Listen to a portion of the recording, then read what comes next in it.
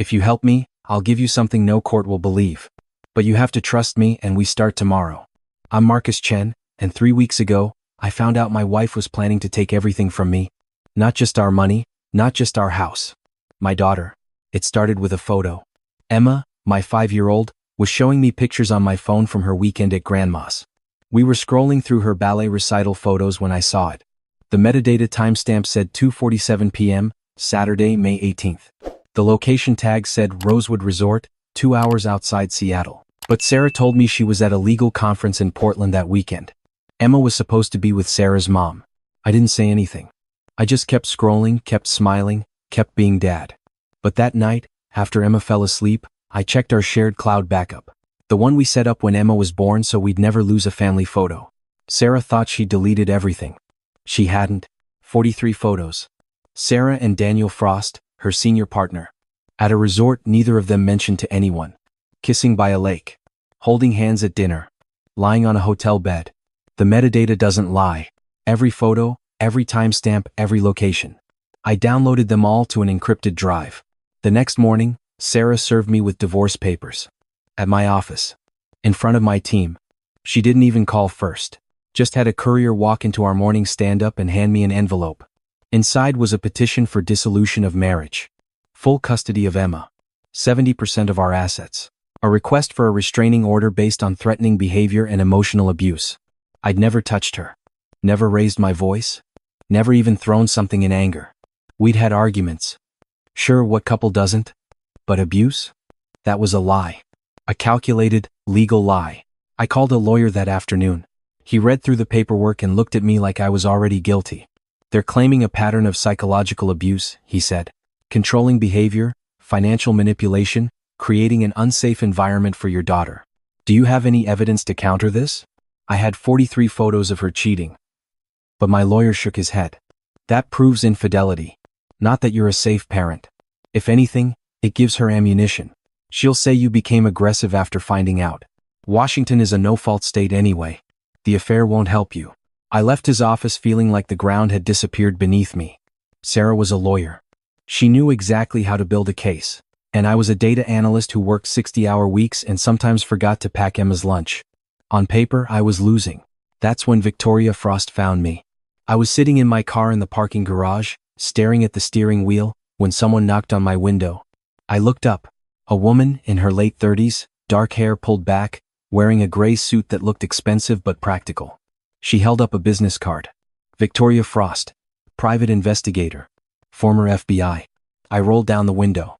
I'm not interested in. Your wife and my husband are planning something bigger than an affair, Mr. Chen. Her voice was calm, almost clinical. Sarah isn't just trying to divorce you, she's trying to destroy you.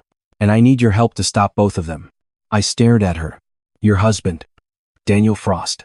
She nodded. He's done this before. Twice.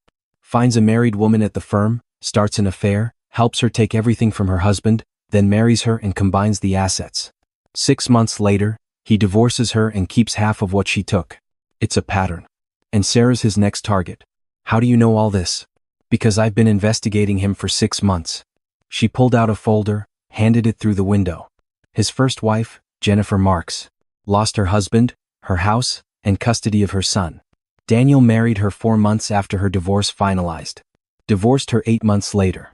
She's working 2 jobs now, barely sees her kid. His second wife, Angela Reeves. Same pattern. He's systematic. I opened the folder. Bank statements. Court records. Photos. Everything Victoria said was documented.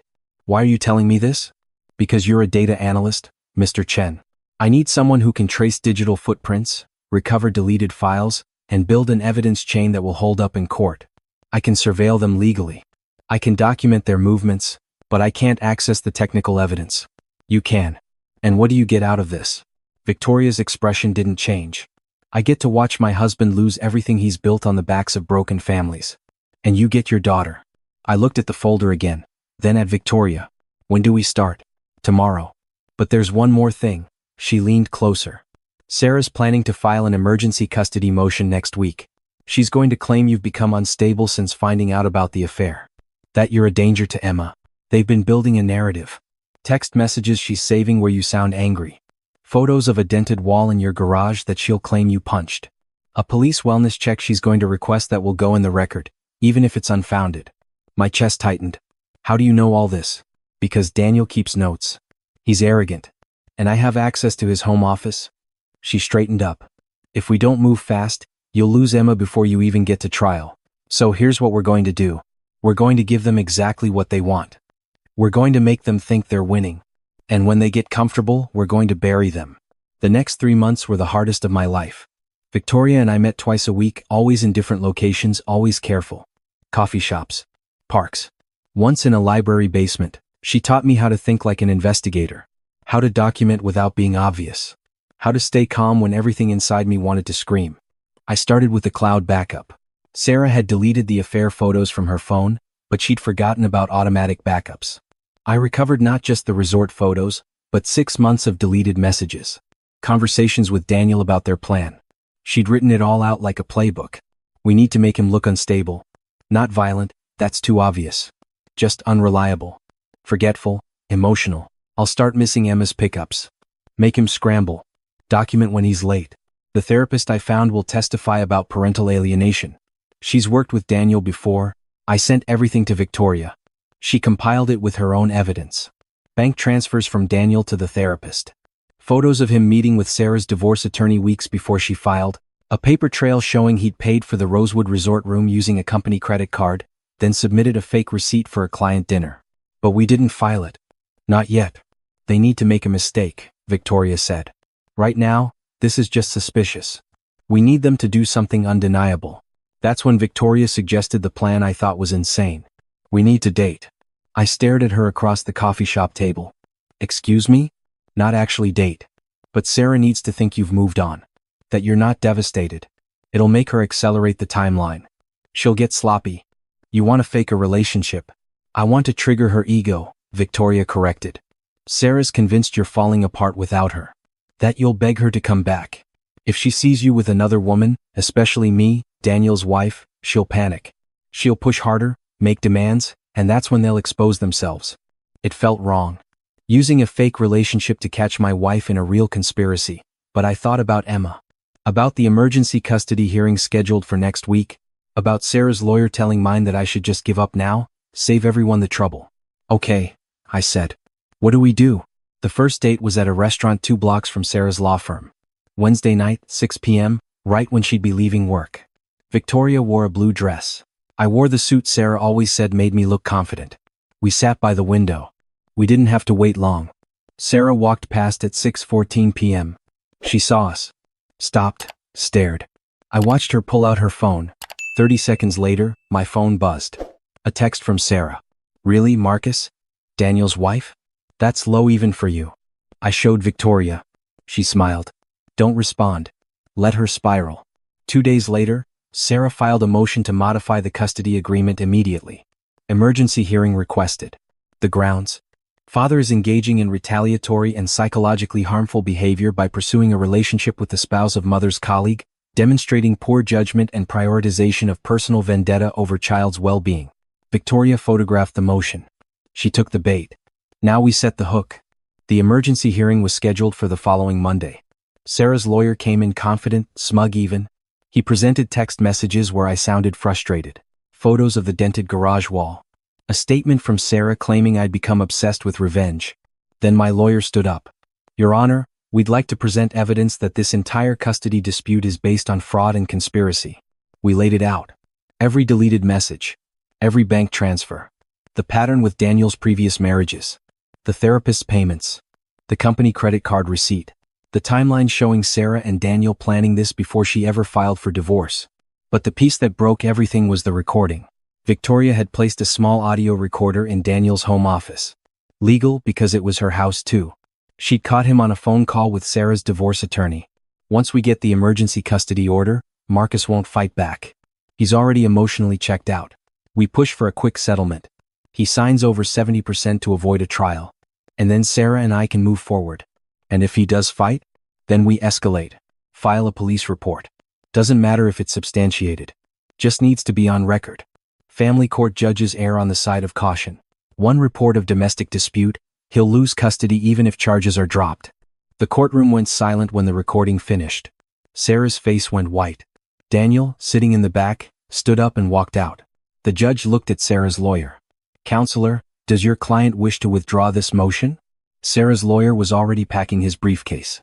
"Your Honor, I was not aware of these allegations. I'll need time to consult with my client." "You'll have all the time you need," the judge said. "Because I'm denying this emergency motion, sanctioning your client for filing in bad faith, and ordering a full investigation into these allegations. Mr. Chen, you'll retain primary physical custody, pending the outcome of that investigation." I looked at Victoria in the gallery. She nodded once. We walked out of the courthouse together. Sarah was standing by her car, crying into her phone.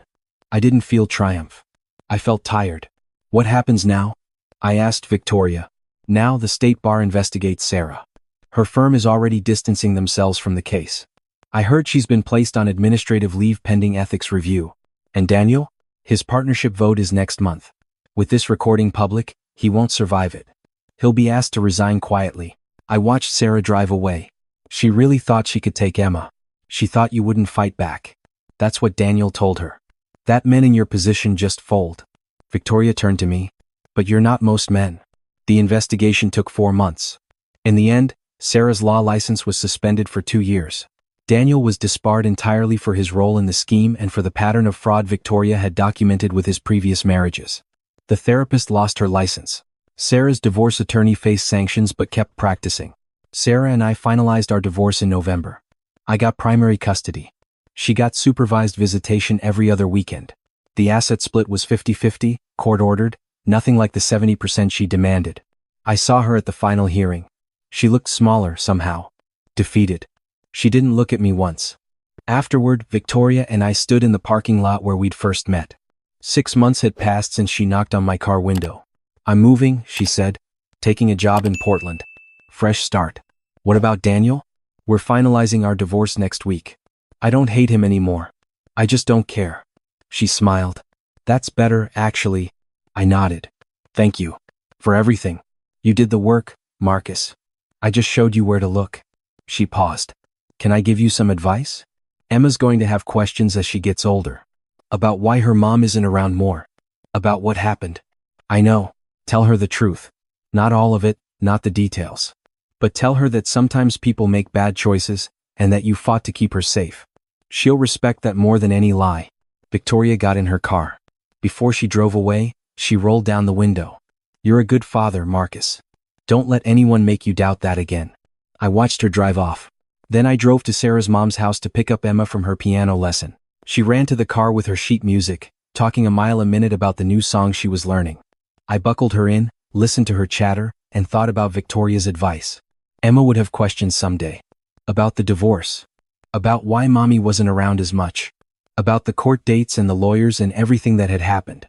But for now, she was 5 years old, excited about piano, and asking if we could get ice cream on the way home. "Sure, sweetheart," I said. "Rocky Road?" "Rocky Road." I started the car. In the rearview mirror, I could see Emma kicking her feet, humming her new piano song.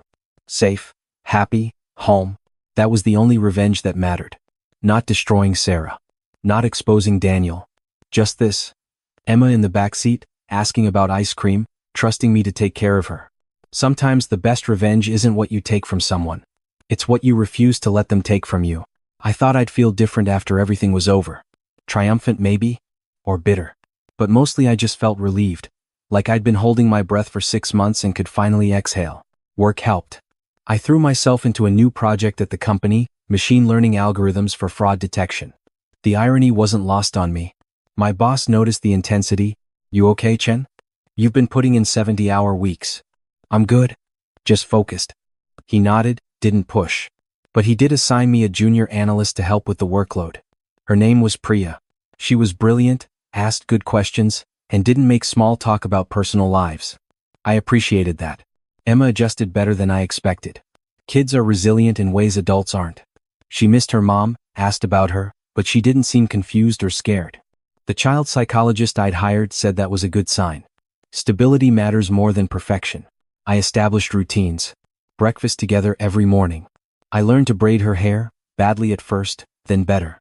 Piano lessons on Tuesdays and Thursdays. Reading before bed, 2 books minimum because she'd negotiate for 3.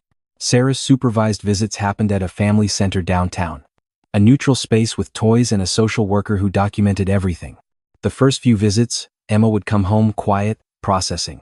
I'd make her favorite dinner, let her talk if she wanted to, or just sit with her if she didn't. Mommy seemed sad, Emma said once, after a visit in December. People are sad sometimes, I said. That's okay. Is she sad because of me? I knelt down to her level. No, sweetheart. Mommy's sad because of choices she made. Grown-up choices that had nothing to do with you. You didn't do anything wrong. She thought about this. Do you still love Mommy? I'd prepared for this question. The therapist said it would come. I loved who I thought Mommy was. But sometimes people aren't who we think they are. And that's okay. We can still love them, but we also have to protect ourselves. Like how you protected me? Exactly like that. She hugged me. You're the best daddy. I held her, wondering how I'd gotten so lucky to have this kid, and how close I'd come to losing her. 3 months after the divorce finalized, I got a call from an unknown number. I almost didn't answer, but something made me pick up. Marcus Chen? Speaking. This is Jennifer Marks. Victoria Frost gave me your number. I hope that's okay. It took me a second to place the name. Then I remembered. Daniel's first wife. The one Victoria had told me about. Of course, I said. How can I help you? I just wanted to say thank you. The disbarment proceedings against Daniel used some of the evidence from your case. My lawyer was able to reopen my custody agreement. I got joint custody of my son back. I sat down. That's incredible. It is. Her voice cracked slightly. I haven't had him overnight in 3 years. Marcus, I know we've never met, but what you did, standing up to them, it helped more than just you. We talked for 20 minutes. She told me about her son, about rebuilding their relationship, about how Daniel had made her feel crazy for years. How she'd thought she was the problem. You weren't, I said. He was systematic. Calculated. That wasn't on you. I know that now. But knowing it and believing it are different things. After we hung up, I thought about that. Knowing versus believing. I knew Sarah had lied. I knew the custody case was fraudulent. But somewhere deep down, there was still a voice that asked, what if you'd been a better husband? What if you'd paid more attention? The therapist called it trauma response. The mind's way of trying to make sense of betrayal by accepting blame. It was normal, she said. It would fade. Mostly, it did. I ran into Daniel once, 4 months after everything ended. I was picking up coffee before work, and he was at the same shop. We made eye contact. He looked away first. Part of me wanted to say something. To ask him why. Why Emma? Why Sarah? Why any of it? But I didn't. Because I realized I didn't actually care about his reasons. His motivations didn't matter. What mattered was that I'd stopped him. I got my coffee and left. He stayed. In February, almost a year after Sarah served me with divorce papers, Emma had her 6th birthday party. We rented a space at a trampoline park, invited 12 kids from her kindergarten class, and ate pizza and cake until everyone was sticky and exhausted. Sarah had requested to attend. Her supervised visitation didn't cover parties, but I said yes anyway. She sat in the corner with the other parents, watching Emma bounce and laugh with her friends. When it was time to cut the cake, Emma insisted her mom help. I stood back and let them do it together. Sarah looked at me once, something like gratitude in her eyes. After the party, after the kids were picked up and the presents loaded in my car, Sarah approached me. She seems happy, she said. She is. You're doing a good job. I didn't know what to say to that. So I just nodded. Sarah looked at Emma, who was showing another kid's mom her new skateboard. I know you won't believe me, but I never wanted to hurt her. I thought I was doing what was best. You thought taking her from her father was best? I thought you'd make it difficult.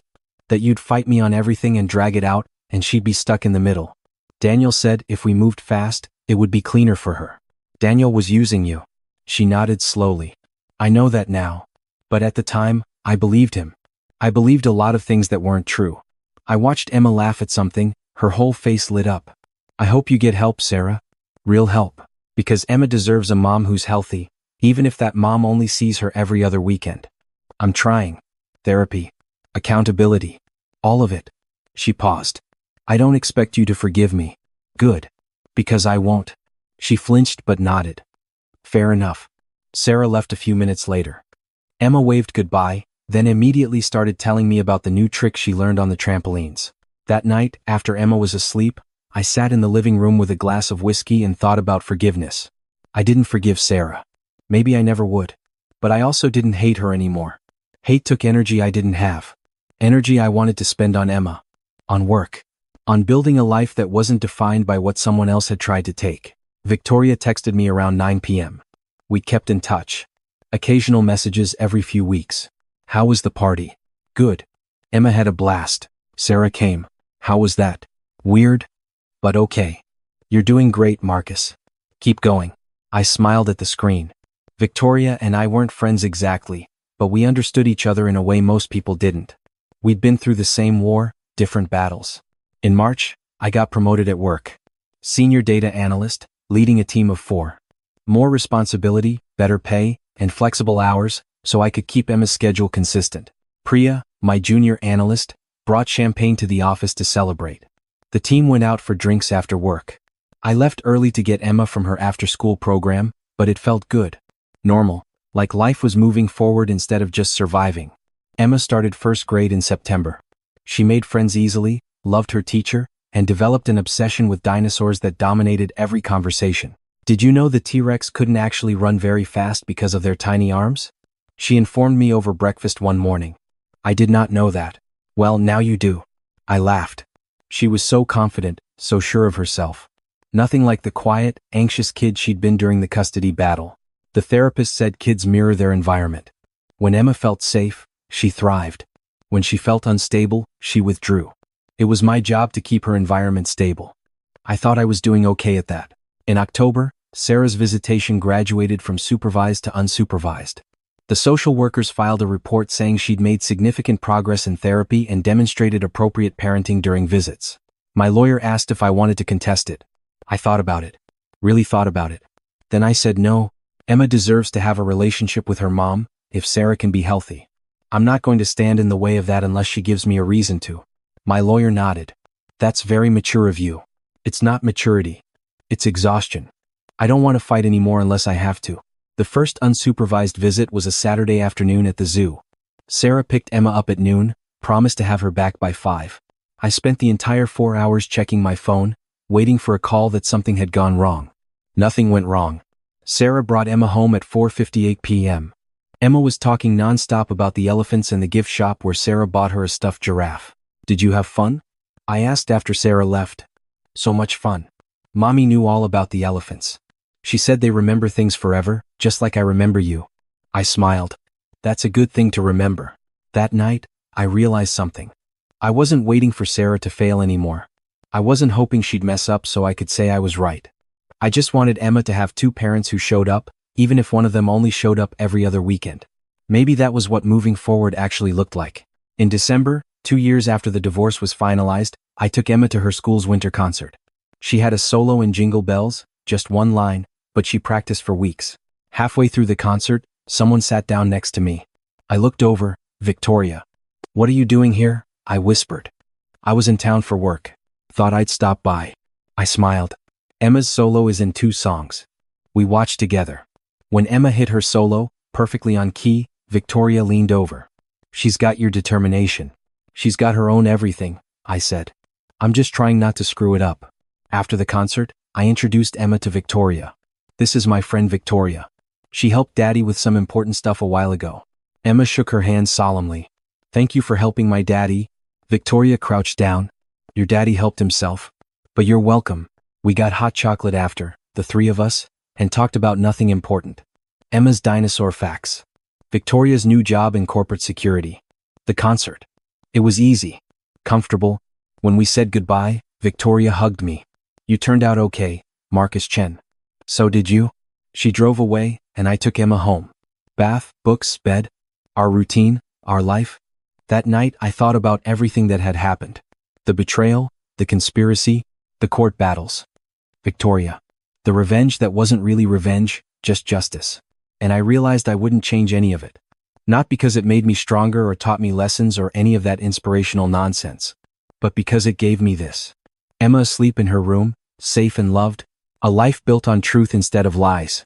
The knowledge that when everything fell apart, I didn't fall with it. I'd stood up. I'd fought back. Not with anger or bitterness, but with evidence and strategy and the help of someone who understood that the best revenge isn't destruction, it's protection. It's making sure the people who tried to take everything walk away with nothing, while you keep the one thing that matters most. I checked on Emma one more time before bed. She was curled up with her stuffed giraffe, breathing softly. I pulled her blanket up, kissed her forehead, and whispered, "You're safe. I've got you. Always." And for the first time in 2 years, I believed it completely.